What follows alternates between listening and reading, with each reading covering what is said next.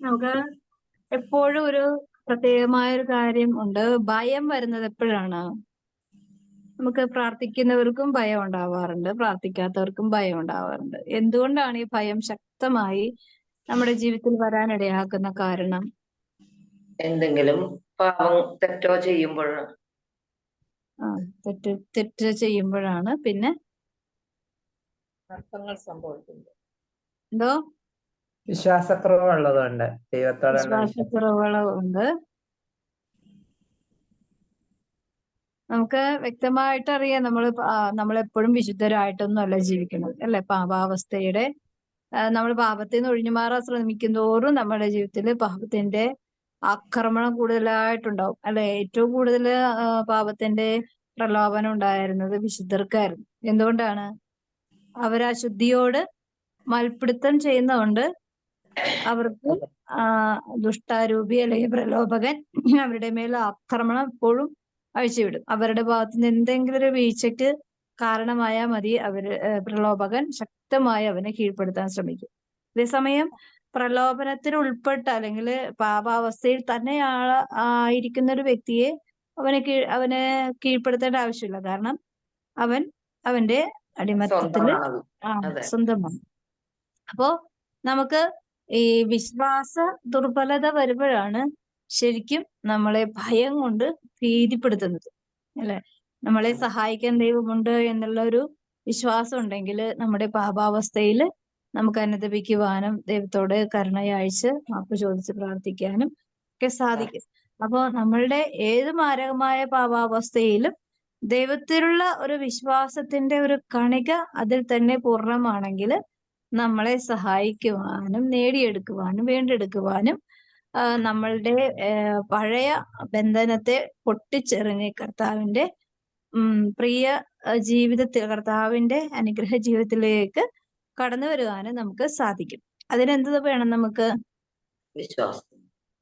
വിശ്വാസം വേണം. വിശ്വാസമാണ് എപ്പോഴും എന്തിനെ നിർവീര്യമാക്കണത്? ഭയത്തെ. ഈ ഭയം, വചനം പറഞ്ഞത് സ്നേഹം ഭയത്തെ ബഹിഷ്കരിക്കുന്നു. അപ്പൊ സ്നേഹം ഉണ്ടെങ്കിൽ മാത്രമേ എനിക്ക് വിശ്വാസം ഉണ്ടാവുള്ളൂ, അല്ലെ? നമ്മളെ സ്നേഹിക്കുന്ന ദൈവത്തോടുള്ള ആ ഒരു വിശ്വസ്തമായ സ്നേഹത്താലാണ് നമ്മുടെ വിശ്വാസം വീണ്ടെടുക്കുവാനായി സാധിക്കണല്ലേ നമ്മളെ സഹായിപ്പോ. നമ്മളൊരു പാപം ചെയ്തു, നമ്മളെ ആരും സഹായിക്കില്ല എന്ന് നമ്മളെ തന്നെ പറഞ്ഞു പഠിപ്പിച്ചാല് നമ്മളാരും സഹായിക്കില്ല. സഹായിക്കോ? സഹായിക്കാനായിട്ട് വരുന്നത് പോലും നമുക്ക് അതൊരു എന്താണ്, പോസിറ്റീവായിട്ട് എടുക്കാനുള്ളൊരു ചിന്ത ഉണ്ടാവില്ല. കാരണം നമ്മളെ മഞ്ഞപ്പിത്തമുള്ളവൻ എല്ലാം മഞ്ഞക്കണ്ണുകൊണ്ട് കാണുന്ന പോലെ ഉള്ളൊരു അവസ്ഥ നമ്മളെ ഈ ലോകത്തിന്റെ അരൂപി ഭീതിപ്പെടുത്തിക്കൊണ്ടിരിക്കും. രക്ഷിക്കാൻ വന്നാലും ശിക്ഷിക്കാൻ വന്നാലും ഒരേപോലെ ഇരിക്കും. അപ്പോ നമ്മുടെ ഉള്ളില് ദൈവത്തോടുള്ള ഒരു സ്നേഹം ഉണ്ടെങ്കിൽ നമുക്ക് നഷ്ടപ്പെട്ടു പോയതിനെ എല്ലാത്തിനെയും തിരികെ എടുക്കാൻ പറ്റും. ധൂർത്തപുത്രന് യഥാർത്ഥത്തില് ആ ഒരു സ്നേഹത്തെ കുറിച്ച് ഓർത്തപ്പോഴാണ് ധൂർത്തപുത്രൻ തിരിച്ചു വരാനും അപ്പൻ എന്നെ സ്വീകരിക്കും, തള്ളിപ്പറയില്ല എന്നുള്ളൊരു വിശ്വാസത്തോടുകൂടെ ധൂർത്തപുത്രൻ തിരിച്ചു വരുന്നത്, അല്ലെ? അപ്പോ ഇങ്ങനെ ഒരു വിശ്വാസം നമ്മളുടെ ജീവിതത്തിൽ ഏതവസ്ഥയിലും, രോഗാവസ്ഥയിലോ നമ്മൾക്ക് എടുത്താ പൊങ്ങാത്ത ഏത് സഹനത്തിന്റെ നടുവിലും മനുഷ്യരിലേക്ക് നോക്കിയുള്ള ഒരു വിശ്വാസമല്ല, ദൈവത്തിലേക്ക് നോക്കിയുള്ള ഒരു വിശ്വാസം. ഈ കഴിഞ്ഞ ദിവസം ഞാനും എൻ്റെ മൂത്ത മോനും കൂടി സംസാരിച്ചുകൊണ്ടിരിക്കുകയാണ്. അപ്പോ അവനിങ്ങനെ ഒരു കാര്യം പറഞ്ഞു, ഒരു വീഡിയോ കാണിച്ചിട്ട്, വീഡിയോ അവൻ കണ്ടത് പറഞ്ഞാണ്. അപ്പോ അവൻ പറഞ്ഞു, ഒരു കൊച്ച് പോളിൽ നിന്ന് ഇങ്ങനെ ചാടുക, ചെറിയൊരു കൊച്ചാണ്, അതിന് ചാടിയ പരിക്കൊന്നും ഏക്കാത്ത വിധത്തിലുള്ള അത്രയും പൊക്കത്തിൽ നിന്ന് ചാടുകയാണ്. അപ്പൊ അപ്പൻ താഴത്തുണ്ട്. അപ്പൻ ഒരു ട്രെയിനിങ് കൊടുക്കുകയാണ്, ലോകത്തിന്റെ മുമ്പിൽ എങ്ങനെ ജീവിക്കാം എന്നുള്ള ഒരു ട്രെയിനിങ് കൊടുക്കണേണ്. അത് ഫസ്റ്റ് ട്രെയിനിങ് ആണത്. അപ്പോ മോൻ മോളിൽ നിന്ന് ഇങ്ങനെ ചാടുകയാണ്. അപ്പൊ പിടിക്കും എന്നുള്ള ഒരു വിശ്വാസത്തില് ആണ് മോൻ ഇങ്ങനെ വെയിറ്റ് ചെയ്യുന്നത്. അപ്പം പിടിക്കും എന്നുള്ളൊരു വിശ്വാസത്തിൽ മോൻ ചാടാൻ പോവാണ്. അപ്പൊ ഒന്നും പറയണില്ല, നീ ചാടിക്കോ എന്ന് പറയുന്നു. പക്ഷെ അപ്പം പിടിക്കുന്നില്ല. അപ്പോ പറയാണ് ഇതാണ് ഒന്നാമത്തെ ട്രെയിനിങ്. അതായത് മനുഷ്യരിൽ ആശ്രയിക്കുന്നത് അപകടമാണ്. അപ്പൊ അപ്പനൊരു മനുഷ്യനാണല്ലോ, മനസ്സിലായോ? അപ്പനൊരു മനുഷ്യനാണ്. ദൈവത്തെ മാത്രം ഫോക്കസ് ചെയ്യാൻ വേണ്ടി ദൈവം സംരക്ഷിക്കുമെന്നുള്ളൊരു വിശ്വാസത്തില് ജീവിതത്തെ മുന്നോട്ട് കൊണ്ടുപോകാനായിട്ട് മനുഷ്യൻ എപ്പോ വേണമെങ്കിലും അല്ലെ, ഇന്നത്തെ കാലത്ത് അപ്പം മാതാപിതാക്കള് മക്കളെ ഉപേക്ഷിച്ച് എന്തെല്ലാം ചെയ്യുന്നു. ഞാൻ ഇന്നൊരു വീഡിയോ കണ്ടു. കാമുകന് വേണ്ടി ഒരു ചെറിയ കൊച്ച്, എന്താ ഒരു ഒരു വയസ്സ് പോലും തികഞ്ഞിട്ടില്ല, ആ കൊച്ചിനെ കൊന്നുകളഞ്ഞു കാമുകന് വേണ്ടി. എന്നിട്ട് അവർക്ക് സുഖമായിട്ട് ജീവിക്കാൻ വേണ്ടി അങ്ങനെ ചെയ്തിട്ട് വാട്സപ്പിൽ മെസ്സേജ് ഇട്ടു. അവസാനം ഈ കൊച്ചിനെ കൊന്നതിന്റെ തെളിവായിട്ട് ഈ വാട്സപ്പ് മെസ്സേജാണ് അവര് കണ്ടുപിടിച്ചത് പോലീസുകാര്. അപ്പോ ഇത്രയും നിസ്സാരമായിട്ടാണ് സ്വന്തം സ്വാർത്ഥ സുഖ ജീവിതത്തിന് വേണ്ടി മാതാപിതാക്കള് ഇപ്പൊ അതിനു മുമ്പ് ഒരപ്പൻ ഒരു മോളെ കൊന്നുകളഞ്ഞു. ഈ എറണാകുളത്ത് വെച്ചാണ് അത്. എന്താണ്, കുറെ കടബാധിതയായിട്ട് ഇൻഷുറൻസ് തുക കിട്ടാൻ വേണ്ടി നല്ല മിടുക്കിയ ഒരു കൊച്ചിനെ വെള്ളത്തില് തള്ളിയിട്ട് കൊന്നുകളഞ്ഞു. എന്നിട്ട് എത്ര വന്നാലും പിടിപ്പിക്കപ്പെടും അല്ലെ? ദൈവത്തിന്റെ മുമ്പില് തെളിവുകളുണ്ട്. അപ്പോ സ്വന്തം മാതാപിതാക്കള് മക്കളെ കൊല്ലാനായിട്ട് സ്വാർത്ഥ ആഗ്രഹങ്ങൾ, പണം, സ്വാർത്ഥ സുഖം, ജീവിത സുഖം, ലൈംഗിക സുഖം, ഇങ്ങനെയുള്ള പല പല കാര്യങ്ങൾക്ക് വേണ്ടി സ്വന്തം മക്കളെ കൊല്ലാനും തള്ളിപ്പറയാനും ഒരു മടിയില്ലാത്തൊരു കാലഘട്ടം. അതുകൊണ്ട് എന്താണ്, സുഭാഷിതങ്ങൾ 29:25 പറയുന്നുണ്ട്, കർത്താവിൽ ആശ്രയിക്കുന്നവൻ സുരക്ഷിതനത്രേ. മനുഷ്യരെ ആശ്രയിക്കുന്നത് കെണിയാണ്, കർത്താവിൽ ആശ്രയിക്കുന്നവൻ സുരക്ഷിതനത്രേ. ഈ സുരക്ഷിതത്വം നമ്മുടെ വ്യക്തി ജീവിതം കൊണ്ട് മനസ്സിലാക്കുമ്പോഴാണ് ഈ ലോകത്ത് ഇത്രമാത്രം പ്രൊട്ടക്ഷൻ തരുന്ന ഒരേ ഒരു ദൈവം മാത്രമേ ഉള്ളൂ എന്നുള്ള ബോധ്യത്തിലേക്ക് എത്തുന്നത്. അപ്പോഴാണ് അവന് മനസ്സിലാവുന്നത് ഈ ലോകത്ത് എല്ലാവർക്കും പരിമിതിയുടെ നടുവില് ദൈവത്തിന് പരിമിതിയില്ലാതെ നമ്മളെ സഹായിക്കുവാൻ, നമ്മളുടെ ജീവിതത്തെ സംരക്ഷിക്കുവാൻ എല്ലാം സാധിക്കും എന്ന് നമ്മുടെ ജീവിതം കൊണ്ട് ക്ലെയിം ചെയ്ത് ദൈവം നമ്മുടെ ജീവിതത്തെ മുമ്പിൽ നിന്നുകൊണ്ട് പറഞ്ഞു തരും. പക്ഷെ അനുഭവങ്ങളിൽ കൂടി നമ്മൾ പഠിക്കുമ്പോൾ നമ്മൾ പഠിക്കും. പക്ഷെ ഒരാൾ ഇങ്ങനെ പറഞ്ഞുകൊണ്ടേയിരിക്കുമ്പോൾ ഒരാളും പഠിക്കണം എന്നുള്ള ഒരു ആഗ്രഹമോ ചിന്തയോ ഒന്നും ഉണ്ടാവില്ല. സ്വന്തം അനുഭവങ്ങളിൽ കൂടി വരുമ്പോൾ അത് പറഞ്ഞ ശരിയാണ് എന്ന് മനസ്സിലാകും.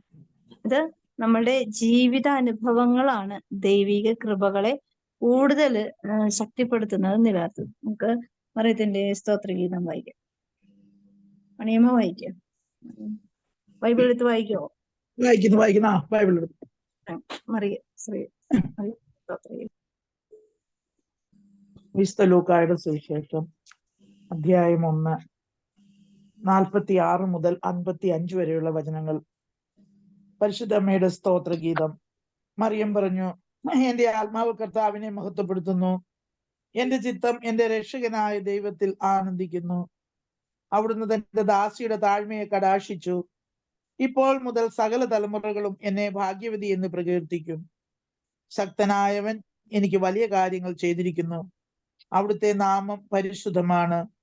അവിടുത്തെ ഭക്തരുടെ മേൽ തലമുറകൾ തോറും അവിടുന്ന് കരുണ വർഷിക്കും. അവിടുന്ന് തന്റെ ഭുജം കൊണ്ട് ശക്തി പ്രകടിപ്പിച്ചു. ഹൃദയവിചാരത്തിൽ അഹങ്കരിക്കുന്നവരെ ചിതറിച്ചു. ശക്തന്മാരെ സിംഹാസനത്തിൽ നിന്നും മറിച്ചിട്ടു. എളിയവരെ ഉയർത്തി. വിശക്കുന്നവരെ വിശിഷ്ട വിഭവങ്ങൾ കൊണ്ട് സംതൃപ്തരാക്കി. സമ്പന്നരെ വെറും കൈയോടെ പറഞ്ഞയച്ചു. തന്റെ കാരുണ്യം അനുസ്മരിച്ചുകൊണ്ട് അവിടുന്ന് തന്റെ ദാസനായ ഇസ്രായേലിനെ സഹായിച്ചു. നമ്മുടെ പിതാക്കന്മാരായ അബ്രാഹാത്തിനോടും അവന്റെ സന്തതികളോടും എന്നേക്കുമായി ചെയ്ത വാഗ്ദാനം അനുസരിച്ചു തന്നെ. ദൈവവചനമാണ് നാം കേട്ടത്. നമ്മുടെ കർത്താവായ മിശിഹായ്ക്ക് സ്തുതി. അവിടുന്ന് തന്റെ ദാസനായ ഇസ്രായേലിനെ സഹായിച്ചു. അതായത് ഇസ്രായേൽ എന്ന് പറയുമ്പോൾ അത്രയും പ്രിയപ്പെട്ട ഒരു ജനതയാണ്. അതിൽ ഓരോരുത്തരും നമ്മൾ ആകാനായിട്ടുള്ള ഒരു ക്ഷണം ദൈവം നിരന്തരം ആഗ്രഹിച്ച് നമ്മുടെ ജീവിതത്തിലേക്ക് കൈനീട്ടി വിളിക്കുന്നുണ്ട്. അപ്പോ ദൈവത്തിന്റെ ആ ക്ഷണം സ്വീകരിക്കുമ്പോ നമ്മള് ഒരു വ്യക്തി ഒരു വിരുന്നിന് വിളിക്കുകയാണ്. വിരുന്നിന് വിളിച്ചു കഴിഞ്ഞാല് ആ വിരുന്ന് സ്വീകരിക്കുക എന്നുള്ളത് വിളിക്കുന്ന ആളുടെ ആഗ്രഹം പോലെ എന്താണ് വിളി സ്വീകരിക്കുന്ന ആൾ അതുപോലെ നിൽക്കുമ്പോൾ ആ വിളിച്ച ആളുടെ ആ ഒരു സംതൃപ്തി വലിയൊരു എന്താണ് ഒരു അതല്ലേ, നമ്മുടെ വീട്ടില് ഒരു ഫംഗ്ഷൻ വെച്ചു, നമ്മൾ ആഗ്രഹിച്ചവരൊക്കെ വന്നില്ല, നമുക്ക് എന്തുണ്ടാവും? സന്തോഷം ഉണ്ടാവോ? ഇല്ല. സന്തോഷം ഉണ്ടാവില്ല. കാരണം എന്താണ്? അവര് എന്റെ സ്നേഹത്തിൽ, എന്റെ സന്തോഷത്തിൽ അവർ പങ്കുചേരാനായിട്ട് വന്നില്ല. നമുക്ക് ആഗ്രഹവും സ്നേഹവും എല്ലാവരും നമ്മൾ വിളിക്കുന്നില്ലല്ലോ, അല്ലെ? നമുക്ക് ചില കാര്യങ്ങൾ പറയും, നമ്മൾ ഏറ്റവും അടുത്ത ബന്ധങ്ങളെയും വേണ്ടപ്പെട്ടവരെയും മാത്രമേ വിളിച്ചുള്ളൂ എന്ന് പറയും. അപ്പൊ ആ വേണ്ടപ്പെട്ടവരില് പോലും വരാതിരിക്കുമ്പോ, സ്വീകരിക്കാതിരിക്കുമ്പോ, ആ ക്ഷണം സ്വീകരിക്കാതിരിക്കുമ്പോ, വിരുന്ന് കഴിക്കാൻ വരാതിരിക്കുമ്പോ അവർക്ക് ഒരു വലിയൊരു വിഷമമുണ്ടാവും. ഇത് മാനുഷികമായ അവസ്ഥ. അങ്ങനെയാണെങ്കിൽ ദൈവത്തിന്റെ ആഗ്രഹം എന്താണല്ലേ? ദൈവത്തിന്റെ ആ സ്നേഹം അനുഭവിച്ച് അറിയുക എന്നുള്ളത് ദൈവത്തിന്റെ, നമ്മളിപ്പോ ഒരു ഫംഗ്ഷനൊക്കെ വരുമ്പോൾ എന്തെങ്കിലും ഒരു കാരണം ഉണ്ടാവും. പക്ഷെ ദൈവത്തിന് അങ്ങനെ ഒരു കാരണമില്ലാതെയാണ് നമ്മളെ ദൈവം എന്നും ക്ഷണിക്കുന്നത്. എന്തിലേക്ക്? ഓരോ പ്രഭാതത്തിലേക്കും, അല്ലേ? ആണോ? ഓരോ പ്രഭാതവും കാണാനായിട്ട് ദൈവം നമ്മളെ വിളിച്ചുണർത്തുന്നത് ഒരു ക്ഷണമാണ്. ഓരോ പ്രഭാതത്തിലും നമുക്ക് വേണ്ടി കാത്തിരിക്കുന്ന ആ ദൈവത്തിന്റെ കരുണയും സ്നേഹവും ഒരു ദിവസവും കൂടി അനുഭവിച്ചോ? സൗജന്യമായിട്ട് അനുഭവിച്ചോ? അല്ലെ? നമ്മളിപ്പോ എന്തെങ്കിലും ഒരു ഡേറ്റ്, ഇപ്പം നമ്മളുടെ എന്തെങ്കിലും ഒരു കാരണത്തിന്റെ അപ്ഡേഷൻ, ഒരു ഡേറ്റ് കഴിഞ്ഞിട്ട് നമ്മൾ പിന്നെ അതിനു വേണ്ടി ഓടി നടക്കാൻ ഒരുപാട് പ്രയാസമുള്ള കാര്യം അല്ലെ? ഇപ്പൊ ഒരു സർക്കാരിന്റെ കാര്യങ്ങൾക്കോ അല്ലെങ്കിൽ എന്തെങ്കിലും ഇപ്പൊ ടിക്കറ്റോ അങ്ങനെ എന്ത് കാര്യമാണെങ്കിലും ഒരു ഡേറ്റ് പറഞ്ഞു കഴിഞ്ഞാൽ ഡേറ്റ് കഴിഞ്ഞു കഴിഞ്ഞ് നമ്മൾ അതിനു വേണ്ടി അന്വേഷിക്കുക, പിടിക്കുക എന്തെങ്കിലും ചെയ്തു കഴിഞ്ഞാൽ ഭയങ്കര തലവേദനയാണ്, അല്ലെ? കാരണം പറയുന്നത് ഡേറ്റ് കഴിഞ്ഞു പോയി എന്നാണ് കാരണം, അല്ലെ? പറയില്ലേ? എന്തെല്ലാം കാരണങ്ങൾ കൊണ്ട് നമുക്ക് ഈ ഡേറ്റ് കഴിഞ്ഞു പോയി എന്ന് പറഞ്ഞ് നമ്മളെ റിജക്റ്റ് ആക്കാറുണ്ട്, അല്ലെ? പക്ഷെ കർത്താവ് എന്താണ് ഡേറ്റ് കഴിഞ്ഞു പോയി എന്ന് പറയാത്തത്? ഓരോ ദിവസവും നമുക്ക് വേണ്ടി അത് ഓരോ ദിവസവും പുതിയ സ്നേഹമാണ്. ഡേറ്റ്, നമ്മളുടെ സ്നേഹത്തിന് ഡേറ്റ് ഒന്നുമില്ല, പക്ഷെ ദൈവത്തിന്റെ സ്നേഹത്തിന് പുതിയ സ്നേഹവും പുതിയ അനുഗ്രഹവുമായിട്ടാണ് ഓരോ പ്രഭാതവും നമ്മളെ വെൽക്കം ചെയ്യുന്നത്. അത് ആര് പറഞ്ഞിട്ടാണ്? ദൈവം ആഗ്രഹിച്ചിട്ടാണ്, അല്ലെ? അപ്പോ നമുക്ക് ദൈവം എത്രമാത്രം കൃപയും സ്നേഹവും കൊണ്ട് ഓരോ ദിവസവും നമ്മളെ വിളിക്കുന്നുണ്ട്. പക്ഷെ നമ്മൾ ആ വിളിയോട് എന്താണ് ഒരു പ്രത്യുത്തരം. ഇപ്പൊ നമ്മള് വീട്ടില് 5 പേരുണ്ടെങ്കിൽ 5 പേരും ഭക്ഷണം കഴിക്കാനുള്ള കണക്കാക്കി നമ്മൾ ഭക്ഷണം ഉണ്ടാക്കി നമ്മൾ വെക്കുന്നു. പക്ഷെ അതില് 2 പേരോ അല്ലെങ്കിൽ ഒരാളോ കഴിക്കാതെ ബാലൻസ് വന്നു കഴിഞ്ഞാല് നമുക്ക് ഒരു അസംതൃപ്തി ഉണ്ട്, അല്ലെ? ബാക്കികൾ കഴിച്ചവരെ കുറിച്ചുള്ള അസംതൃപ്തി അല്ല, കഴിക്കാത്തവരെ കുറിച്ചുള്ള ഒരു അസംതൃപ്തിയും വേദനയും ഉണ്ടാവും. അപ്പൊ അങ്ങനെയാണെങ്കിൽ ഈ ലോകത്തില് ഓരോ മനുഷ്യരും ദൈവത്തെ കുറിച്ച് അറിയാതെ സ്നേഹിക്കാതെയൊക്കെ ദൈവം ഈ ലോകത്തെ സംരക്ഷിക്കുമ്പോൾ ദൈവത്തിന് എന്തോരം വേദനയും അസംതൃപ്തിയും ഉണ്ടാവും, അല്ലെ? എന്നിട്ടും ദൈവം നമ്മെ സഹായിച്ചു. എന്തിനെ പ്രതി? കരുണയെ പ്രതി. തന്റെ കാരുണ്യത്തെ ഓർത്തുകൊണ്ട് ദൈവം നമ്മെ ഓരോ ദിവസവും സഹായിച്ചുകൊണ്ടേയിരിക്കുകയാണ്. നമുക്ക് ഈശോ നൽകുന്ന തിരുവചന ഭാഗം മർക്കോസിന്റെ സുവിശേഷം 5-ാം അധ്യായത്തിലെ 36-ാമത്തെ തിരുവചനമാണ്. നമ്മൾ ആദ്യം പറഞ്ഞ പോലെ ഒരു വചനഭാഗമാണ്. ഭയപ്പെടേണ്ട, വിശ്വസിക്കുക മാത്രം ചെയ്യുക. അപ്പോ വിശ്വസിക്കുന്നതിന്റെ എതിർവചനം എന്താണ്?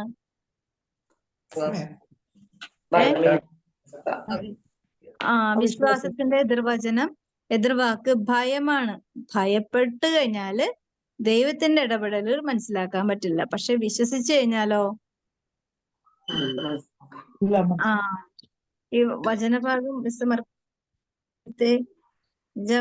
5-ാം അധ്യായത്തില് 36-ാമത്തെ 5-ാം അധ്യായം 37. അതായത് ഈ വചനഭാഗമാണ് ഇതിന്റെ ഹെഡിങ് തിങ്ങി ഞെരുങ്ങി പിന്തുടർന്നു എന്ന് പറഞ്ഞിട്ടുള്ള. അതായത് ജെറോസിന്റെ മകളെ ശുശ്രൂഷ 12 വർഷമായ രക്തസ്രാവമുള്ള ഒരു സ്ത്രീ ഉണ്ടായിരുന്നു എന്നുള്ള വചനഭാഗമാണല്ലോ. 5-ന്റെ 25. 24 മുതല്. അതെ അതെ അതെ. അതായത് ഈ വസ്ത്രത്തില് അവൾ യേശുവിനെ കുറിച്ച് കേട്ടിരുന്നു. അതായത് 12 വർഷമായിട്ട് രക്തസ്രാവമുള്ള ഒരു സ്ത്രീ ഉണ്ടായിരുന്നു. നമുക്കൊക്കെ സ്ത്രീകൾക്ക് ഈ പീരിയഡ്സ് വന്നു കഴിഞ്ഞാല് ഒരു ദിവസമോ 2 ദിവസമോ കൂടിക്കഴിഞ്ഞാൽ എത്ര ബുദ്ധിമുട്ടാണല്ലേ.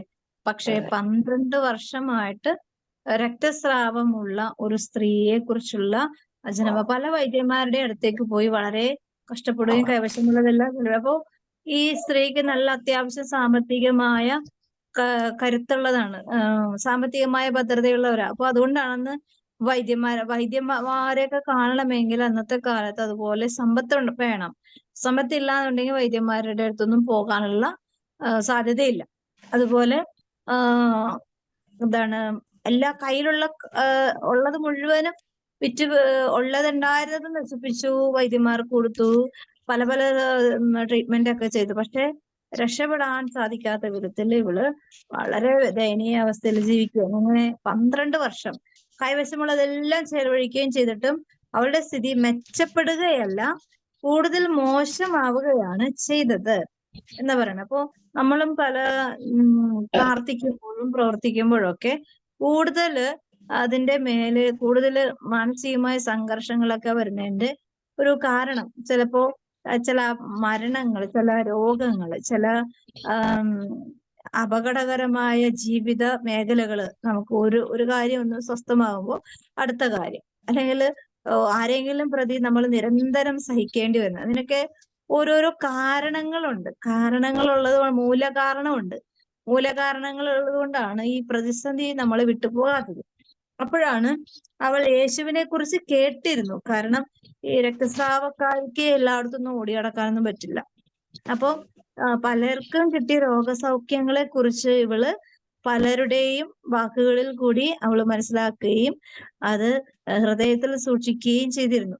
അപ്പോ ജനക്കൂട്ടത്തിനിടയിലൂടെ അവൾ അവന്റെ പിന്നിൽ ചെന്ന് വസ്ത്രത്തിൽ സ്പർശിച്ചു.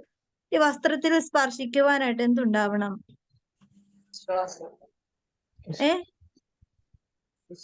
നല്ല ഒരു വിശ്വാസം വേണം. കാരണം അവളുടെ ജീവിതത്തില് എല്ലാ അവസ്ഥകളെയും അവള് തരണം ചെയ്തിട്ടും അവൾക്ക് രോഗസൗഖ്യം കിട്ടില്ല. അല്ലെങ്കിൽ എല്ലാ ബുദ്ധിമുട്ടുകളുടെ നടുവിൽ ജീവിച്ചും എല്ലാം നഷ്ടപ്പെടുത്തിയിട്ട് അവൾക്ക് സൗഖ്യം കിട്ടില്ല. പക്ഷെ ഈ യേശുവിനെ കുറിച്ച് കേട്ടപ്പോ എല്ലാവർക്കും കിട്ടിയ സൗഖ്യത്തിന്റെ ഒരു അനുഗ്രഹം എനിക്കും കിട്ടുമെന്ന് ഇവളും വിശ്വസിച്ചു. പക്ഷെ നേരിട്ട് ചോദിക്കാനോ അത് ഈശോയിൽ നിന്നും ആ ഒരു സൗഖ്യം ലഭിക്കുവാനും സാധിക്കില്ല. കാരണം എന്താണിത്?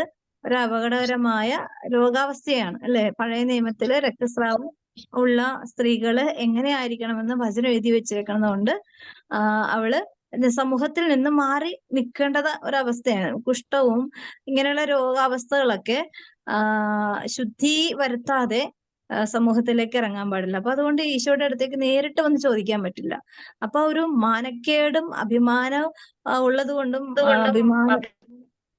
വിഷമമൊക്കെ ആയിരിക്കുന്നത് കൊണ്ടും എന്ത് സംഭവിച്ചു?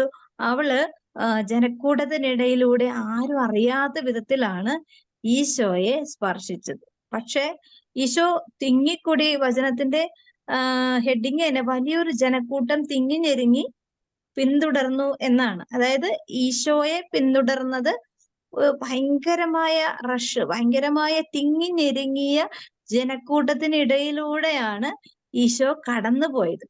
അപ്പോ ഈ സ്ത്രീ വന്ന് തൊട്ടു എന്നുള്ളത് ഒരു സാധാരണ നോർമൽ മനുഷ്യർക്ക് ഒരു അത്ഭുതമൊന്നുമല്ല. ഇപ്പൊ നമ്മളിപ്പോ ഒരു കൺവെൻഷനൊക്കെ പോയി, ഭയങ്കര തിരക്കാണ്. അപ്പോ ഒരു അനുഭവം ഉണ്ടായി, പക്ഷെ നമുക്ക് ആരോടെങ്കിലും പറയാനോ പറ്റുമോ? ആരും വിശ്വസിക്കില്ല. കാരണം എന്താണ്? എല്ലാവരും തിരക്കിട്ടാ പോണത്. എല്ലാവരും തിരക്കിന്റെ ഇടയിൽ കൂടി പോകുമ്പോ നമുക്ക് അങ്ങനെ ഒരു അനുഭവം ഉണ്ടായി മണ്ടത്തരമെന്നേ പറയുള്ളൂ അല്ലെ. പക്ഷെ ഈശോ അതിനെ കൃത്യമായിട്ട് പറയുകയാണ്. ഈശോ ഇത്രയും തിരക്കിന്റെ ഇടയിൽ കൂടി ആളുകൾ കടന്നു പോകും. ഈശോയെ എന്താണ് ഈ തിരക്കിന്റെ ഇടയിൽ കൂടി പലരും ഈശോയെ തട്ടേ മുട്ടയൊക്കെ ചെയ്യുന്നുണ്ട്. പക്ഷെ ഈശോയ്ക്ക് ഒന്നും സംഭവിക്കുന്നില്ല. പക്ഷെ ഒരു വ്യക്തി വിശ്വാസത്തോടു കൂടെ എന്ത് ചെയ്തു?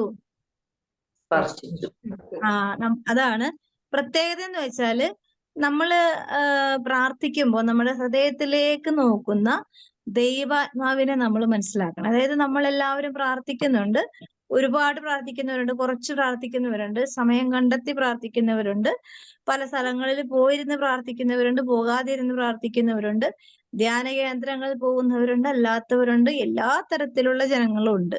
പക്ഷെ എല്ലാവർക്കും ചോദിക്കുന്നതിന് ഉത്തരം കിട്ടുന്നുണ്ടോ എന്ന് നമ്മള് മനസ്സിലാക്കണം, അല്ലെ? അപ്പോ അതെ. ഈ സ്ത്രീക്ക് ഈശോയുമായിട്ടൊരു ബന്ധമൊന്നുമില്ല. പക്ഷെ ഈ തിങ്ങിഞ്ഞെരിങ്ങിയ ഇടേന്റെ ഇടയിൽ കൂടി ഈശോയെ തൊട്ടില്ല, ഈശോയുടെ വസ്ത്രത്തിന്റെ വിളുമ്പില് ഒരറ്റത്ത് ഒന്ന് മുട്ടിയുള്ളൂ. പക്ഷെ എന്ത് സംഭവിച്ചു എന്ന് പറയണ, ഈശോയുടെ അതെ. ശരീരത്തിൽ നിന്നും ശക്തി പ്രവഹിച്ചു, അല്ല? എത്ര മനുഷ്യരുടെ ഇടയിൽ കൂടി ഈശോ തട്ടിയും മുട്ടിയും പോകുമ്പോഴും ഈശോയ്ക്ക് ഒരു കുഴപ്പം ഉണ്ടായില്ല. പക്ഷേ ആ വിശ്വാസത്തോടുകൂടെ സ്പർശിച്ചപ്പോഴാണ് ഈശോയുടെ ശരീരത്തില് ഒരു ഒരു വെളിപ്പെടല് കിട്ടിയത്. എന്റെ ശരീരത്തിൽ നിന്നും ഒരു ശക്തി പുറത്തേക്ക് വന്നല്ലോ എന്ന്, അല്ലെ? ഈശോ ആരായിരുന്നു? മനുഷ്യനായിരുന്നെങ്കിലും ദൈവമായിരുന്നു, അല്ലെ? ദൈവത്തിന്റെ ശക്തിയോടുകൂടെയാണ് ഈശോ മനുഷ്യന്റെ രൂപത്തില് സാധാരണ മനുഷ്യരുടെ ഇടയിൽ ജീവിച്ചത്. അപ്പോ ഈശോയുടെ ശരീരത്തിൽ നിന്നും ഒരു സംഭവം പുറത്തേക്ക് പോരുമ്പോ ഈശോയ്ക്ക് അത് അറിയാൻ പറ്റും, അല്ലെ? ഇപ്പൊ നമുക്ക് ഒരു ഷോക്ക് അടിക്കുമ്പോ അറിയാൻ പറ്റും, അല്ലെങ്കിൽ വെള്ളം വീഴുമ്പോ അറിയാൻ പറ്റും. അങ്ങനെ ഒരു അനുഭവം ഈശോയുടെ ശരീരത്തിൽ അനുഭവിച്ചപ്പോ ഈശോ എന്താണ്, തൽക്ഷണം അവളുടെ അവന്റെ വസ്ത്രത്തെ തൊട്ടാൽ മാത്രം മതി ഞാൻ സുഖം പ്രാപിക്കുമെന്നവൾ വിചാരിച്ചിരുന്നു. വിചാരം എന്തായിരുന്നു? ദൈവിക വിചാരത്തോടുകൂടെ അവൾ വിശ്വസിച്ചുകൊണ്ടാണ് അവൾ അത് തൊട്ടത്, അല്ലെ? നമ്മള് അതെ. രക്ഷ പ്രാപിക്കും എന്ന് വിശ്വസിച്ചു. അതുകൊണ്ടാണ് നമ്മളിപ്പോ എവിടെയൊക്കെ തലകുത്തി മറിഞ്ഞു പോയാലും അവിടെ പോണത് ഇവിടെ പോണതും നേർച്ച കഴിക്കുന്നതൊക്കെ എന്തിന്റെ ഒരു ഇതിലാണ്? വിശ്വാസത്തിന്റെ പുറത്താണ്, അതെ. അല്ലെ? വിശ്വാസത്തിന്റെ പുറത്താണ് ഇതെല്ലാം ചെയ്യുന്നത്. അല്ലാണ്ട് നമ്മൾ ആയിരിക്കുന്ന സ്ഥലത്തിന്റെ മഹത്വമോ നമ്മളുടെ ജീവിത വിശുദ്ധിയോടോ ഒന്നുമല്ല. നമുക്കത് ലഭിക്കും എന്ന് കാണപ്പെടാത്തവ ഉണ്ട് എന്നും, പിന്നെന്താണ്?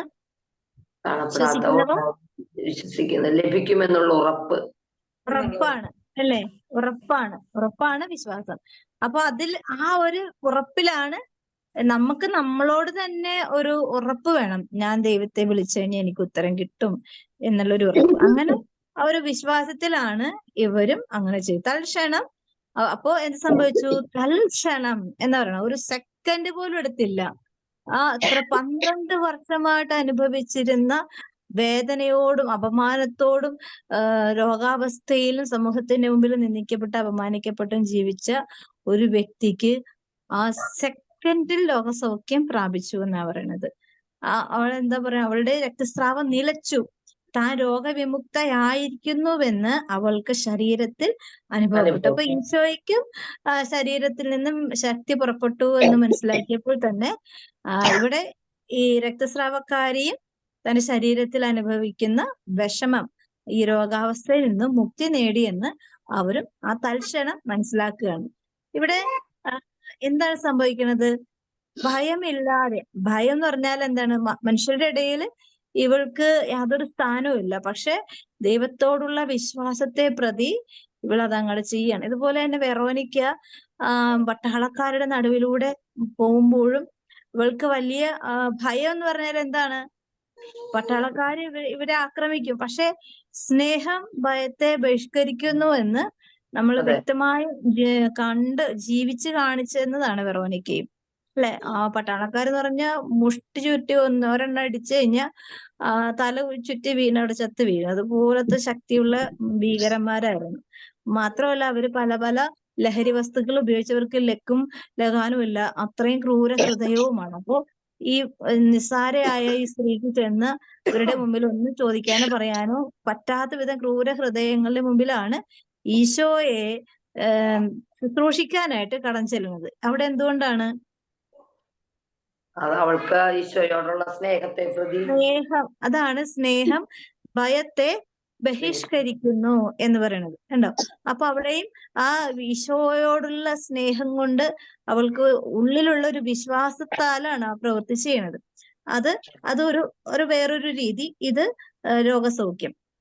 ശിഷ്യന്മാർ അവനോട് പറഞ്ഞു, ആരാണ് 30-ാമത്തെ അധ്യായത്തിൽ യേശു ആകട്ടെ തന്നിൽ നിന്ന് ശക്തി പുറപ്പെട്ടെന്ന് അറിഞ്ഞ് ജനക്കൂട്ടത്തിന് നേരെ തിരിഞ്ഞു ചോദിച്ചു, ആരാണ് എന്റെ വസ്ത്രത്തിൽ സ്പർശിച്ചത്? അല്ലെ, നോർമലായിട്ട് ശിഷ്യന്മാർ അങ്ങനെ ചോദിച്ചില്ലെങ്കിൽ അതിശയുള്ളൂ. കാരണം അത്രയും തിരക്കുള്ള അവിടെ കൂടി പോകുമ്പോ ആരാണ് എന്റെ വസ്ത്രത്തിൽ തൊട്ടെന്ന് വെച്ചാൽ ശ്വാസം എടുക്കാൻ പോലും പറ്റാത്ത വിധത്തിൽ തിരക്കിന്റെ ഇടയിൽ ആരാണ് എന്നെ തൊട്ടത്, എന്നെ ആരാ സ്പർശിച്ചതെന്ന് ചോദിച്ചു കഴിഞ്ഞാല് ദൈവത്തിനറിയാം ചോദ്യത്തിന്റെ കൃത്യത, അനുഭവിച്ചവർക്കും അറിയാം, വേറെ ആർക്കും അറിഞ്ഞുകൂടാ, അല്ലെ?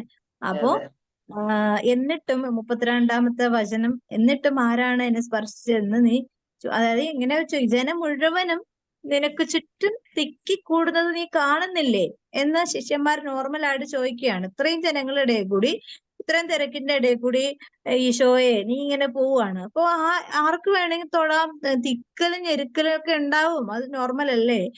കാണുന്നില്ലേ ഇത്രയും തിരക്ക് എന്നിങ്ങനെ ചോദിക്കുകയാണ്. അപ്പോ ഈശോ വീണ്ടും ചോദിക്കുന്നു, ആരാണ് എന്നെ സ്പർശിച്ചതെന്ന് നീ ചോദിക്കുന്നുവോ? ആരാണ് അത് ചെയ്തതെന്നറിയുവാൻ അവൻ ചുറ്റും നോക്കിയപ്പോ വ്യക്തമായി മനസ്സിലായി, ആ സ്ത്രീ തനിക്ക് സംഭവിച്ചതറിഞ്ഞ് ഭയന്ന് വിറച്ചവന്റെ കാൽക്കൽ വീണ് സത്യം തുറന്നു പറഞ്ഞു. കാരണം എന്താണ്?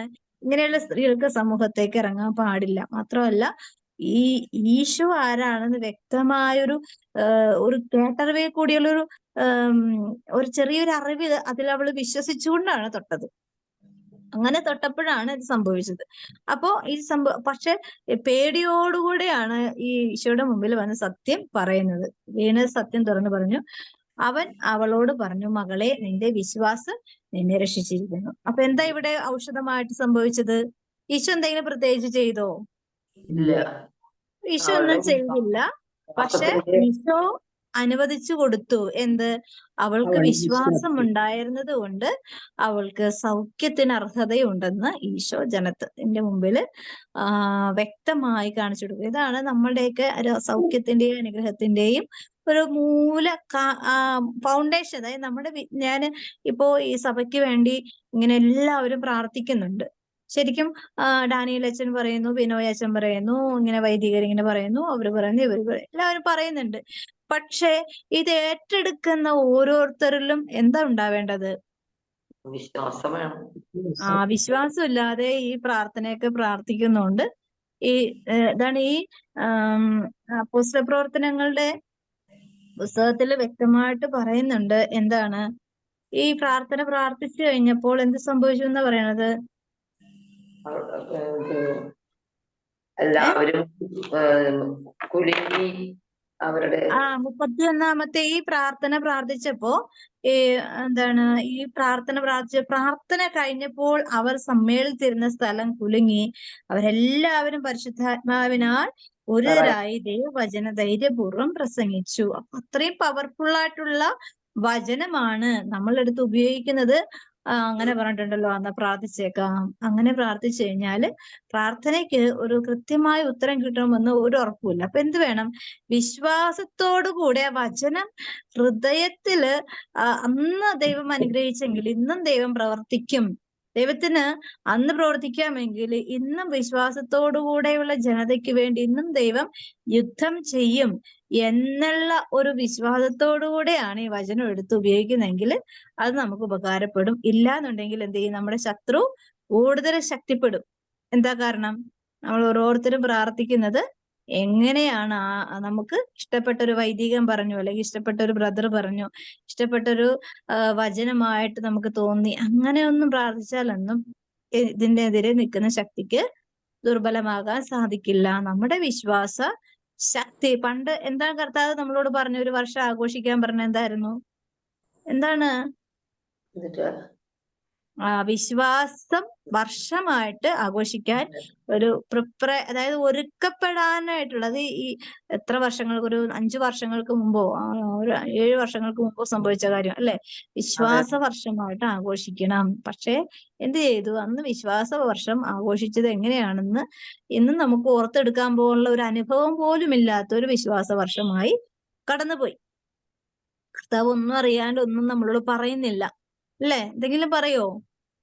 ഒരു കാര്യവും കർത്താവിന്റെ ആത്മാവിനെ ജനിക്കുന്നതിന് മുമ്പേ, അമ്മയുടെ ഉദരത്തിൽ ഉരുവാകുന്നതിന് മുമ്പേ നിന്നെ ഞാൻ അറിഞ്ഞു എന്ന് പറയുമ്പോ വരാനിരിക്കുന്നതും ഇനി എല്ലാ കാര്യങ്ങളും A to Z ഫുൾ കാര്യങ്ങളും കർത്താവിന് അറിയാവുന്നതുകൊണ്ടാണ് ഈ 3-4 വർഷങ്ങൾ ഓരോ നിയോഗം വെച്ചുള്ള വർഷങ്ങളാക്കി ദൈവം ഇന്നിപ്പോ കിടന്ന് തിരക്ക് പിടിക്കുകയാണ് രക്ഷപ്പെടാനായിട്ട്. അല്ലേ? എങ്ങനെയെങ്കിലും ഒന്ന് രക്ഷപ്പെടാൻ വേണ്ടി ഒരു തരം തട്ടിയും മുട്ടിയുള്ള പ്രാർത്ഥന അല്പനേരത്തെ, പക്ഷെ ദൈവം കരുണ കാണിക്കും. പക്ഷെ ഇതിൽ കൂടി എന്താണ് നമ്മളെ നോക്കി ദൈവം ശ്രദ്ധിക്കുന്നതെന്ന് വെച്ചാല് ഈ പ്രാർത്ഥനകളെല്ലാം എപ്രകാരമാണ് പ്രാർത്ഥിക്കുന്നത് എന്ന് കർത്താവ് കൃത്യമായിട്ട് വാല്യൂ ചെയ്യും. വിശ്വാസത്തോടുകൂടിയാണോ, അല്ലെങ്കിൽ ഒരാൾ പറഞ്ഞത് കൊണ്ടാണോ, അല്ലെങ്കിൽ രക്ഷപ്പെടാൻ വേണ്ടിയാണോ, അല്ലെങ്കിൽ നിലനിൽപ്പിന് വേണ്ടിയാണോ, അല്ലെങ്കിൽ ശത്രുക്കളെ തോൽപ്പിക്കാനാണോ, അല്ലെങ്കിൽ അവരുടെ മുമ്പിൽ നമുക്ക് ജയിക്കാനാണോ, എല്ലാം കർത്താവിന് അറിയാൻ വ്യക്തമായിട്ട്. അല്ലെ? കർത്താവ് പറഞ്ഞ എന്താണ്? ഞാൻ മനുഷ്യപുത്രൻ തിരികെ വരുമ്പോൾ വിശ്വാസികൾ ഉണ്ടാകുമോ എന്നാണ് ചോദിച്ചിരിക്കുന്നത്. ഉണ്ടാകില്ല എന്ന് കർത്താവിട്ട് അറിയാം. അതുകൊണ്ട് ഇപ്പോ നമുക്കറിയാം ധ്യാന കേന്ദ്രങ്ങൾ കൂടി, പ്രാർത്ഥനാ ശുശ്രൂഷകൾ കൂടി, പ്രാർത്ഥിക്കുന്ന കൂട്ടായ്മകൾ കൂടി, ഓൺലൈനിലും ഓഫ്ലൈനിലും കൂടി. പക്ഷെ എന്തു കൂടിയിട്ടില്ല? വിശ്വാസികളുടെ സത്യമുള്ള വിശ്വാസം. അതായത് നമ്മൾ വെറുതെ പ്രാർത്ഥിക്കുന്ന ഒരു അവസ്ഥയല്ല, സത്യത്തിനെ വിശ്വസിച്ചുകൊണ്ടുള്ള ഒരു വിശ്വാസ വെളിച്ചമുള്ള, അല്ലെങ്കിൽ എനിക്ക് പറഞ്ഞു കൊടുക്കാൻ, അല്ലെങ്കിൽ നിലനിൽക്കുവാൻ, എനിക്ക് ദൃഢമായി ഉറപ്പോടുകൂടെ പ്രത്യാശിക്കുവാനുള്ള ഒരു വിശ്വാസ വളർച്ചയ്ക്ക് കാരണമാകുന്ന ഒരു വിശുദ്ധമായ വിശ്വാസം നമ്മളില് രൂപപ്പെടുന്നത് വരെ ഈ ഞെരുക്കങ്ങളും പീഡനങ്ങളും തുടർന്നുകൊണ്ടിരിക്കും. മനസ്സിലായോ? അപ്പോ നമ്മള് ചെയ്യുന്നതെല്ലാത്തിനും ഒരു പ്രത്യേകമായ ഒരു ഉദ്ദേശ ലക്ഷ്യമുണ്ട്. അല്ലെ? ഈ സമൂഹത്തിലേക്ക് ഇറങ്ങാൻ ഭ്രഷ്ട് കൽപ്പിച്ച ഈ സ്ത്രീക്ക് അവളുടെ ഒരു വിശ്വാസത്തിന്റെ പുറത്താണ് അവളത് വലിയ വലിയ കാര്യമൊന്നും ചെയ്തില്ല. ഈ തിങ്ങിക്കൂടി ചവിട്ടും തൊഴിയൊക്കെ കിട്ടിയിട്ടുണ്ട് അന്നേരം. പക്ഷെ അതെല്ലാം അവള് സഹിച്ചുകൊണ്ട് എന്താണ്, എഴുന്നേറ്റ് നിൽക്കാൻ പോലും പറ്റില്ല, അത്രമാത്രം രക്തസ്രാവമാണ്. അപ്പോ അങ്ങനത്തെ ഒരു അവസ്ഥയിൽ അവൾ എഴഞ്ഞും വരഞ്ഞുമാണ് ഈശോയുടെ തിക്കും തിരക്കിന്റെ ഇടയിൽ കൂടി ആ ഡ്രസ്സിന്റെ ഒരു കരഭാഗത്ത്, ഒരു വിളുമ്പിൽ എന്ന് പറഞ്ഞ ഒരറ്റത്ത് തൊട്ടപ്പോ തന്നെ അത്രമാത്രം കൃപയാണ്. അതുപോലെ തന്നെയാണ് കനാൻകാരിയുടെ വിശ്വാസം. കനാൻകാരി പറയുന്നുണ്ട്, സ്വന്തം മക്കൾക്ക് കൊടുക്കുന്നതിന്റെ മേശപ്പുറത്ത് താഴെ വീഴുന്ന വേസ്റ്റെങ്കിലും എനിക്ക് തന്നൂടെ എന്ന് ചോദിക്കുന്നുണ്ട്. അല്ലെ? നമ്മളൊക്കെ ഈ മേശയുടെ പുറത്ത് വെച്ചിരിക്കുന്ന ഭക്ഷണം കഴിക്കാൻ നമുക്ക് അനുവാദം തന്നിട്ടുണ്ട്. പക്ഷെ നമ്മൾ വേസ്റ്റായി കളയുന്ന, നമ്മുടെ കൃപകളെ വേസ്റ്റാക്കി കളയുന്ന കൃപകൾ എടുക്കാനായിട്ട് അനേകം വിശ്വാസികളുണ്ടെന്ന് നമ്മൾ മറന്നു പോകരുത്. മനസ്സിലായോ? നമുക്ക് ഉദാശ ജീവിതങ്ങളിൽ കൂടി തന്നിരിക്കുന്ന വിശ്വാസ ജീവിതത്തിന്റെ അനുഗ്രഹം, അഭിഷേകം. പക്ഷെ അതെല്ലാം മിസ്യൂസ് ചെയ്യുമ്പോ അതിൽ കണ്ടും കേട്ടും മനസ്സിലാക്കിയും മാത്രം ദൈവത്തിന്റെ അനുഗ്രഹത്തെ സ്വീകരിക്കുവാൻ ആഗ്രഹിക്കുന്ന ഒരു വലിയ ജനതയെ കർത്താവ് ഈ കാലഘട്ടത്തിൽ രൂപപ്പെടുത്തും. അതുകൊണ്ടാണ് കർത്താവ് പറയുന്നത് എന്താണ്? കല്ലുകളോട് പറഞ്ഞാല് ഈ കല്ലുകൾ എഴുന്നേറ്റ് എന്നെ സ്തുതിക്കും. അതായത് ഈശോ ഈ ജെറുസലേം ദേവാലയത്തിൽ വന്നിട്ട് എല്ലാത്തിനും അടിച്ച് ഓടിക്കുമ്പോഴേക്കും ഈ കുട്ടികൾ വന്ന് അത് കണ്ട് സന്തോഷിച്ച് ദൈവത്തെ സ്തുതിച്ച് പ്രാർത്ഥിക്കുന്നുണ്ട്. അല്ലെ? പിന്നെ അതുങ്ങള് കർത്താവിന്റെ നാമത്തിൽ വരുന്നവൻ അനുഗ്രഹീതൻ എന്നൊക്കെ പറഞ്ഞ് കുഞ്ഞുങ്ങളുടെ അധരങ്ങളിൽ നിന്നും സ്തുതി കീർത്തനങ്ങൾ ഉയരുന്നുണ്ട്. അപ്പോ കുഞ്ഞുങ്ങളെ വഴക്ക് പറയുകയും ഈശോയെയും രൂക്ഷമായി വിമർശിക്കുകയും ചെയ്യുമ്പോ അവിടെ പറയുന്നുണ്ട്, ഇവരുടെ വായ അടക്കി വെച്ചാല് ഇവിടെയുള്ള കല്ലുകൾ എഴുന്നേറ്റ് നിന്ന് സ്തുതി ചൊല്ലും എന്ന്. മനസ്സിലായി? നമ്മുടെയൊക്കെ വായ അടങ്ങിയാലും കർത്താവിന്റെ ശക്തി വെളിപ്പെടുത്താനായിട്ട് ഈ പ്രപഞ്ചത്തിലെ അനങ്ങാൻ പറ്റാത്ത സാധനങ്ങളെയൊക്കെ കർത്താവ് ഉയർത്തും. അസ്ഥികളുടെ താഴ്വര എന്ന് പറയുന്നുണ്ടല്ലോ, മരിച്ചുപോയ അസ്ഥികളെ പോലും കർത്താവിന് തന്റെ ശക്തിയാൽ വീണ്ടും ജനിപ്പിക്കുവാൻ സാധിക്കും. അതുകൊണ്ട് നമ്മൾ വിശ്വസിച്ചാലും ഇല്ലെങ്കിലും ദൈവം പ്രവർത്തിക്കാനുള്ളത് പ്രവർത്തിക്കും. പക്ഷെ അതിന്റെ നഷ്ടം നമുക്ക് ഓരോരുത്തർക്കുമാണ്. അല്ലെ? എന്റെ വീട്ടിൽ ഞാൻ വളർത്തുന്ന എന്റെ സ്വന്തം മക്കള് അപ്പുറത്തെ വീട്ടിൽ പോയിട്ട് അവരുടെ ജീവിതത്തില് ഒരു പാർട്ട്ണറായി അല്ലെങ്കിൽ ഒരു വ്യക്തിയായി ജീവിക്കുമ്പോൾ ഞാൻ ഇവിടെ നിന്ന് വായും പൊളിച്ചെന്ന് കരഞ്ഞിട്ടൊന്നും ഒരു കാര്യമില്ല. എന്താ കാര്യം? എനിക്ക് ചെയ്യാനുള്ള എന്റെ ജീവിതത്തിൽ എന്നെ ഏൽപ്പിച്ചിരിക്കുന്ന മക്കളെ ഓർത്ത് ഞാൻ എന്റെ ദൈവത്തിന്റെ മുമ്പില് ആവശ്യപ്പെടണം. എന്റെ മക്കൾ വഴിതെറ്റി പോകുന്നു, എന്റെ ജീവിതം നശിക്കുന്നു, കർത്താവെ എന്നെ സഹായിക്കണമേ എന്ന് മക്കളോടല്ല പറയേണ്ടത്. ആര്? മക്കളെ തന്ന ദൈവത്തോട്, അല്ലെ? ഒരു നഷ്ടം വരുമ്പോ നഷ്ടം വരുത്തി വെച്ചത് നമ്മൾ തന്നെ ആയിരിക്കും. പക്ഷെ കർത്താവെ ഇതിനെ അതിജീവിക്കുവാൻ എനിക്ക് ബുദ്ധിയും കഴിവില്ല, കർത്താവെ എന്നെ സഹായിക്കണമേ എന്ന് പറയുമ്പോ കർത്താവ് വീണ്ടും നമ്മളെ സഹായിക്കും, അല്ലെ? പത്രോസിയോട് വെള്ളത്തിന്റെ മീതെ കൂടി നടന്നു പൊക്കോ, വാ എന്ന് പറയുന്നുണ്ട്. പക്ഷെ ആദ്യത്തെ ആ ഒരു തീക്ഷ്ണതയോടും വിശ്വാസത്തോടും കൂടെ ആ വെള്ളത്തിന് മീതെ ഓരോ ചുവടുകളും വെച്ചു. പക്ഷെ നടക്കുന്ന വഴി തന്നെ എന്ത് ചെയ്തു? കാറ്റും കോളും ഉണ്ടായ അത് കുറച്ചുകൂടി കൂടി, അല്ലെ? വിശ്വാസം വർദ്ധിക്കുന്നതനുസരിച്ച് എന്തുവരും? നല്ല ഇളങ്കാറ്റൊന്നും വരെയൊന്നുമില്ല, കൊടുങ്കാറ്റ് വന്ന് നമ്മളെ ആക്രമിച്ച് കീഴ്പ്പെടുത്തും. അപ്പൊ എന്ത് ചെയ്യണം?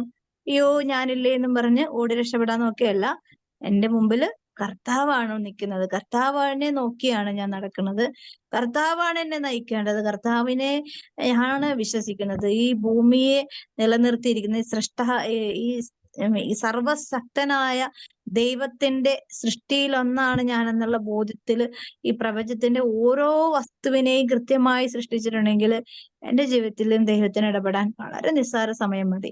അപ്പൊ ഈ ഒരു അനുഗ്രഹ ജീവിതം എന്ന് പറഞ്ഞാൽ നമ്മുടെ എന്തിൽ കൂടിയാണ് വളരുന്നത്? വിശ്വാസത്തിൽ കൂടിയാ വരണത്, അല്ലെ? വിശ്വാസം ഏതെല്ലാം തരത്തിൽ നമ്മളെ മോട്ടിവേറ്റ് ചെയ്യാനുള്ള അനുഭവങ്ങൾ കിട്ടുന്നോ അതെല്ലാം നമ്മള് മനസ്സിലാക്കി വിശ്വാസം, നമുക്കൊരു ദുരിതം വന്നു, അതെന്റെ വിശ്വാസം വർദ്ധിപ്പിക്കാൻ, അതെന്റെ ദൈവത്തെ സ്നേഹിക്കാൻ, അല്ലാതെ ദൈവത്തോട് വർദ്ധിപ്പിക്കാൻ, ദൈവത്തെ ഉപേക്ഷിക്കാനാണ്. ഇന്ന് ലോകം പഠിപ്പിച്ചു തന്നത് അങ്ങനെയാണ്. നീ ഇത്രയും നിന്റെ വീട്ടിൽ ഭയങ്കര പ്രാർത്ഥന അല്ലാണ്ട് നിനക്ക് ഇങ്ങനെ വന്നത് എന്ന് ചോദിക്കാൻ ഇടവരും. ഞാൻ ഈ കഴിഞ്ഞ ദിവസം വീട്ടില് ഇന്നലെ ഒരു ആക്സിഡന്റ് ഉണ്ടായിട്ട് ഒരു കണ്ടെയ്നർ റോഡിന്റെ അവിടെ ഒരാൾ മരിച്ചു. അപ്പൊ ഞാനിങ്ങനെ നമ്മുടെ മക്കൾ ഇതുപോലെ വണ്ടിയൊക്കെ എടുത്ത് എന്തെല്ലാം കസർത്ത് കാണിച്ചിട്ടൊക്കെയാണ് പോണത്. ഞാൻ പറഞ്ഞു, ഞാൻ ജീവിച്ചിരിക്കുന്ന അത്ര നാൾ വരെ ദൈവം നിങ്ങളെ ചിലപ്പോ സംരക്ഷിക്കുക. അത് കഴിയുമ്പോ എനിക്ക് അറിഞ്ഞൂടാ, കാരണം ഞാൻ മരിച്ചു പോയി കഴിഞ്ഞാൽ എനിക്കറിയില്ല എങ്ങനെയൊക്കെ ആയിരിക്കുമെന്ന്. എത്ര അനുഗ്രഹം, എത്രമാത്രം എത്രയോ അപകടങ്ങളിൽ നിന്നാണ് ദൈവം സംരക്ഷിക്കുക. കാരണം വേറൊന്നുമല്ല, ഇവർക്കൊക്കെ എന്തെങ്കിലുമൊക്കെ ഞാൻ ഒരു വിശുദ്ധിയിൽ ജീവിക്കുന്ന ആളെന്നല്ലെന്ന് എനിക്ക് നല്ല പൂർണ്ണമായ ബോധ്യമുണ്ട്. പക്ഷെ ഞാൻ കൊടുക്കുന്ന ആ ഒരു കമ്മിറ്റ്മെന്റില് എന്നെ കൂടെ സാധിക്കുന്ന അത്രയും ഒരു വിശ്വസ്തത നിലനിർത്തുവാനായിട്ടുള്ള ഒരു വലിയൊരു യുദ്ധം തന്നെ എന്റെ ആത്മാവ് കൊണ്ട് ദൈവത്തിന് അറിയാം വ്യക്തമായിട്ട്. അപ്പൊ അതിൽ എനിക്ക് നല്ലൊരു ഉറപ്പുണ്ട്.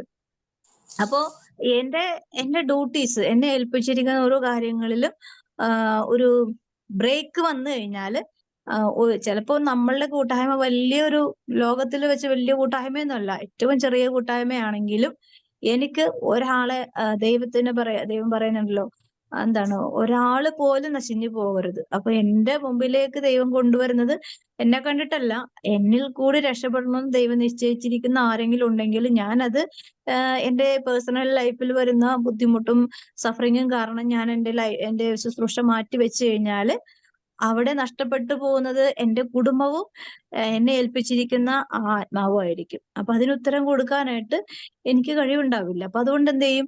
കർത്താവ് നമ്മളെ ഈ സഹനങ്ങളുടെ ഇടവിലും പ്രൊട്ടക്ട് ചെയ്തുകൊണ്ടിരിക്കും. അപ്പൊ ഞാൻ പറഞ്ഞു, നിങ്ങൾക്ക് അപകടമൊന്നും വരുത്താത്തത് നിങ്ങളുടെ മിടുക്കോ കഴിവോ വിശുദ്ധിയോ സ്നേഹമോ ഒന്നുമല്ല, എന്റെ ശുശ്രൂഷ ബ്രേക്ക് ചെയ്യരുത്, ഞാൻ ദൈവത്തിന് കൊടുക്കുന്ന സമയത്ത് ബ്രേക്ക് ചെയ്യരുത്. അതുകൊണ്ടായിരിക്കാം ചിലപ്പോ നിങ്ങൾക്ക് ഒരു അപകടവും ഇല്ലാണ്ട് മുമ്പോട്ട് പോകണം. അല്ലാതെ എന്റെ ശുശ്രൂഷയുടെ വിശുദ്ധി ഒന്നും കണ്ടിട്ടല്ല, ദൈവത്തിന് ഈ സമയം പ്രിയപ്പെട്ടതാണ്, അല്ലെങ്കിൽ ദൈവത്തിന് ഈ സമയം എത്ര പേരുണ്ടോ അത്രയും പേരുടെ ആത്മാവിൽ കൂടി ദൈവം പ്രവർത്തിക്കുവാൻ വരുന്ന നമ്മുടെ ഇടയിലായിരിക്കുന്ന ആത്മാവ് നമ്മളെ സഹായിക്കുവാൻ, ശക്തിപ്പെടുത്തുവാൻ ആഗ്രഹിക്കുന്ന ഈ സമയം, അതിനെ ബ്രേക്ക് ചെയ്യാൻ ദൈവം ആഗ്രഹിക്കാത്തത് കൊണ്ട് എന്റെ കാര്യത്തിൽ കുറച്ചുകൂടി കെയർ ചെയ്യുന്നു. എന്റെ കാര്യത്തിൽ, എന്റെ ജീവിതത്തിൽ, എന്റെ മക്കളിൽ, എന്റെ കുടുംബത്തിനെ ദൈവം കുറച്ചുകൂടി പ്രൊട്ടക്ട് ചെയ്യുന്നു. അത് ഞാൻ മാത്രമല്ല, നമ്മൾ ഓരോരുത്തരും ആഗ്രഹിച്ച് നമ്മൾ ചിന്തിച്ചു കഴിഞ്ഞാൽ ഒരുപാട് അപകടം, ഒരുപാട് പ്രതിസന്ധി നമ്മളെ സഹായിച്ചു, രക്ഷിച്ചു എന്ന് നമുക്ക്